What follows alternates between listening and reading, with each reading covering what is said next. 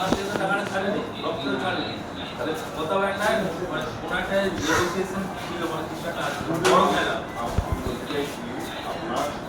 স্টোরগাইন আমার job card থেকে টাকা তুলে এক অন্য ব্যক্তিকে টাকা ট্রান্সফার করা হয়েছে।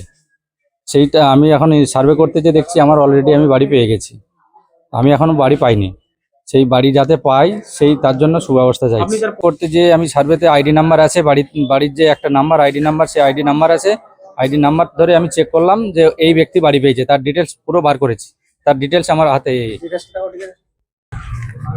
এই ব্যক্তি মাতুজান বিবি বাড়ি পেয়েছে, তার পুরো ডিটেলস ব্যাংক ডিটেলস পেয়েছে। একবার 60,000 টাকা তুলেছে, একবার 50,000 তুলেছে, একবার 10,000 টাকা তুলেছে আমার জব কার্ড দিয়ে। আপনার জব কার্ড থেকে আপনার অভিযোগ হচ্ছে আপনার জব কার্ড থেকে অন্যজন টাকা তুলেছে। মাতুজান বিবি, হ্যাঁ মাতুজান বিবি সেই ব্যক্তি বাড়ি পেয়েছে। আপনার বাড়ি কোথায়? রামানন্দপুর। এটা কোন পঞ্চায়েতের নাম কি? পশ্চিমপাড়া। আপনার নাম? স্তরগাঁয়ে। আমার জগার অন্য লোকের অ্যাকাউন্টে ঢুকে গেছে টাকা। রাব্বুলের হচ্ছে অ্যাকাউন্ট আমার জগার। আমার ঘরও সার্ভে করতে গিয়ে এইটা ধরা পড়েছে, বুঝে গেছো। দেওয়ার পর আমার ঘর ঢুকে নি, আমার লাল গাড়িটায় ডাক পড়ে গেছে, আর ঘর পাওয়া যাবে নি। এই লাল গাড়িটা যেমন পুরো চেষ্টাটা যেমন করে এটা ব্যবস্থা করতে হবে। এটা সার্ভে করতে গিয়ে এইটা রাব্বুল পেয়েছে। কোথায় বাড়িটা? রামানন্দপুরে। আপনার ওখানে? আপনার বাড়ি কোথায়? আমার রামানন্দপুরে বাড়ি। পঞ্চায়েতের নাম কি? পশ্চিমপাড়া।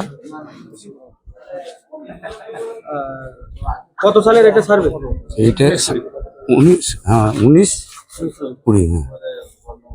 এটা কি মনে করছেন, মানে কেরা টাকাটা এইভাবে করে দিয়েছে বলে? আমারও তো জানি না এবারে কিভাবে করেছে না কি করেছে, আমরা তো বলতে পারবো না। রাব্বুল বলে যে ব্যক্তি টাকা ঢুকেছে তাকে রাব্বুল জানে, ও জানবে যে কে দিয়েছে ঘরটাকে। এখন কোথায় আসছেন? হ্যাঁ এখন কোথায় আসছেন? এখন পঞ্চায়েত কে এসেছিল। কেন? হ্যাঁ নেতারা বললো যে পঞ্চায়েতকে যা, পঞ্চায়েত করবো। তারপরে আমরা গোঘাট দিতে যাবো, বিডিও যাবো। বিডিও যদি বলে গোঘাটে কেস করে যাবো, কেস করে দেবো। হ্যাঁ আপনারা ব্যবস্থা নেবেন? হ্যাঁ। আপনার নাম? আবিদুল মল্লিক। আমি স্টোরগাইন আমার জব কার্ড থেকে টাকা তুলে এক অন্য ব্যক্তিকে টাকা ট্রান্সফার করা হয়েছে। সেইটা আমি এখন সার্ভে করতে যে দেখছি আমার অলরেডি আমি বাড়ি পেয়ে গেছি। আমি এখনো বাড়ি পাইনি, সেই বাড়ি যাতে পাই সেই তার জন্য সুব্যবস্থা চাইছি। আমি সার্ভে করতে যে আমি সার্ভেতে আইডি নাম্বার আছে, বাড়ির যে একটা নাম্বার আইডি নাম্বার, সেই আইডি নাম্বার আছে। আইডি নাম্বার ধরে আমি চেক করলাম যে এই ব্যক্তি বাড়ি পেয়েছে, তার ডিটেলস পুরো বার করেছি। তার ডিটেলস আমার হাতে। এই ব্যক্তি মাতুজান বিবি বাড়ি পেয়েছে, তার পুরো ডিটেলস ব্যাংক ডিটেলস পেয়েছি। একবার 60,000 টাকা তুলেছে, একবার 50,000 তুলেছে, একবার 10,000 টাকা তুলেছে আমার জব কার্ড দিয়ে। আপনার জব কার্ড থেকে আপনার অভিযোগ হচ্ছে আপনার জব কার্ড থেকে অন্যজন টাকা তুলেছে। মাতুজান বিবি আপনার জব কার্ড থেকে অন্যজনের ঘর পেয়ে গেছে। হ্যাঁ মাতুজান বিবি সেই ব্যক্তি বাড়ি পেয়েছে। আপনার বাড়ি কোথায়? রামানন্দপুর। এটা কোন পঞ্চায়েতের নাম কি? পশ্চিমপাড়া। আপনার নাম? স্তরগাঁয়ে। এটা কত সালের সার্ভে ঘর? 2019-20। এখন সার্ভে করতে যে দেখছেন আপনি ঘর পেয়ে গেছেন? হ্যাঁ অন্য ব্যক্তি বাড়ি পেয়ে গেছে আমার নামে।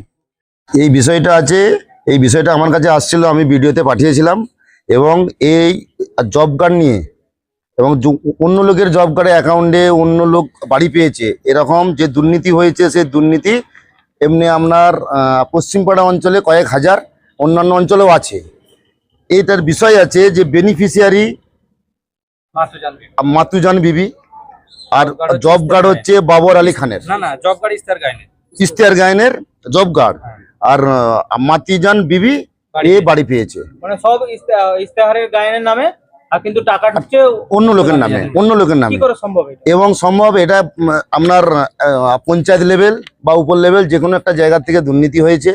একজনের অ্যাকাউন্টে অন্য একজনের টাকা উঠেছে, একজনের জব কার্ড, একজনের অন্য অ্যাকাউন্টে টাকা উঠছে বেনিফিশিয়ারি। এখন যখন বাড়ি সার্ভে করতে যাচ্ছে, এই জব কার্ডকে আর নতুন করে নিচ্ছে না সার্ভে, এবং মানুষ বিপদে পড়েছে, এবং মানুষ কোথায় যাবে ঠিক করতে পারছে না। তাই আমাদের কাছে আসছে, পঞ্চায়েতে আসছিল, ওনারা বলেছেন প্রশাসনের কাছে যেতে।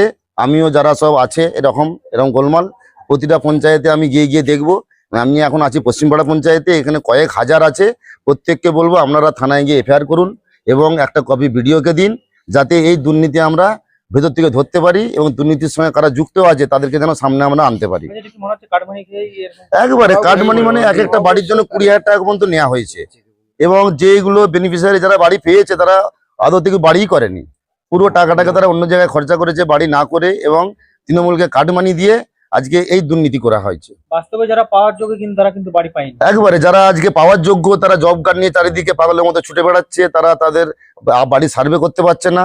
এবং এটা প্রশাসনের আমরা দৃষ্টি আকর্ষণ করব যাতে খুব দ্রুত, কারণ আপনারা জানেন 31 তারিখের মধ্যে আবাসে সার্ভে শেষ হবে।